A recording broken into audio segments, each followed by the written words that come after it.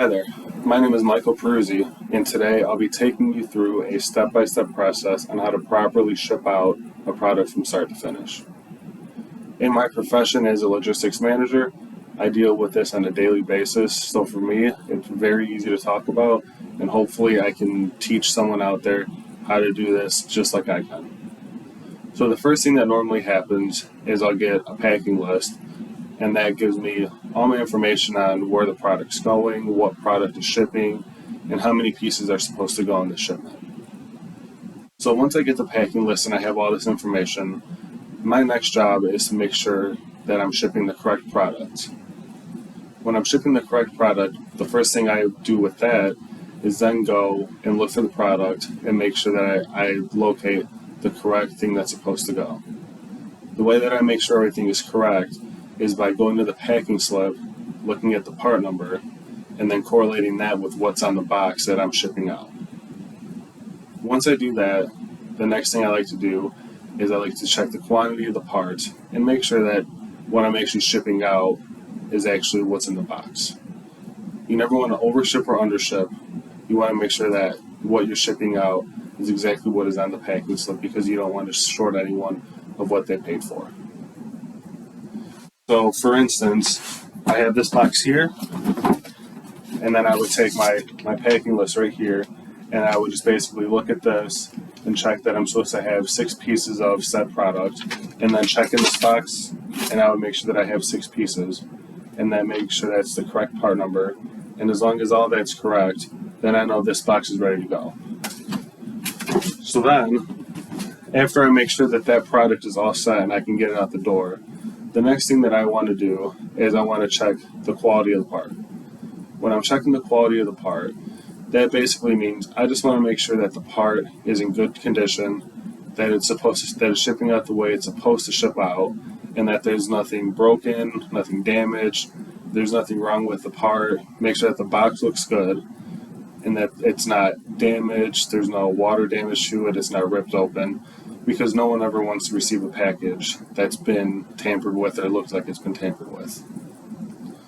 So once you check all of these, and you make sure that, so you want to make sure that the kind, count, and quality are all up to par with your quality department or just with the way you want it done.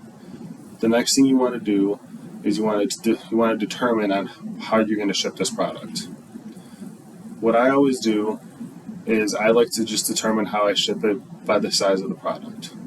If I'm shipping one box, like I just previously showed, that normally will just go through UPS or FedEx or the post office through their ground shipment, which is actually very simple. You basically would just log into their website and you would go through their process of all the information that they need, where it's going, how many pieces, the size, the weight, and then you have to choose how you want to ship it, if it's going to go ground, if it's going to go air, if it's going to be next day or early. And obviously all of these things cost different prices. So depending on who you're shipping it to and how fast you want to get it there, that determines on how you want to ship it. Once you've determined how you want to ship that product, then what you would do is you would pay for your shipping and attach the label to the box. And you can either have them come and pick it up by scheduling a pickup, or you can drop it off, which I find easier because then you don't have to worry about having them come to your house or your business to pick up, and if you're not there, then you're out of luck. The other way to ship things is through freight, which is for stuff that's obviously a lot heavier and a lot bigger. So if you have something that's got to go freight, what you need to do then is load something up onto a skid or in a bigger box that can be loaded and unloaded with a forklift or pallet jack.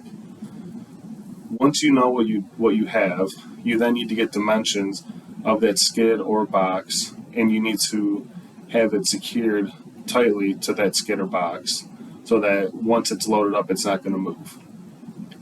Once you've done all this, you would then go into the freight company website. Again, could be FedEx, could be UPS, could be a number of different places. What you would then do is do the same thing you would do with a normal box, put in all your information and get everything together. But then what you would do is you would have to wait for them to come pick it up and get it from you. and you would normally have to load it onto their truck for them, and then you would get tracking info at the end. Once you have all your tracking information, then you can obviously track your package or your skid or box and make sure that it is going through the correct processes and that it's getting to the destination at the time that it's supposed to. And then once it's all done, then you can obviously contact your customer or your other person at the other end and make sure that they got everything correctly, make sure that everything was in good shape. And as long as everything was good, then your job is done and you just ship your package successfully. Thank you.